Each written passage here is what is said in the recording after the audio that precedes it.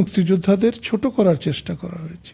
বাংলাদেশ যতদিন থাকবে ঠিক সমপরিমাণ অধ্যাপক ইউনূস বাংলাদেশের মানুষের ঘৃণার মানুষ হিসেবে বিবেচিত হবেন। আগেই বলেছি যে এদের মুক্তিযুদ্ধের প্রতি কোনো শ্রদ্ধা ছিল না, ঠেকে এরা যা করার করছেন। শ্রদ্ধা নিয়ে কোনো কিছুই এরা করেননি, এবং মুক্তিযোদ্ধাদের অবমূল্যায়ন না করলে এদেরকে দেখা যায় না, এরা তো অন্ধকারে তলিয়ে যায়। সেই জন্যই মুক্তিযোদ্ধাদের ছোট করার চেষ্টা করা হয়েছে। 200-র বেশি সার্ভিস ও ফিচারে লেনদেনের সব বিকাশ অ্যাপে সম্ভব। আমাকেও অনেক জাতীয় অনুষ্ঠানে দাওয়াত করা হয় নাই, তো তাতে কি যায় আসে? আমি দাওয়াতের জন্য তার যুদ্ধ করি নাই, মানুষের মুক্তির জন্য যুদ্ধ করেছি।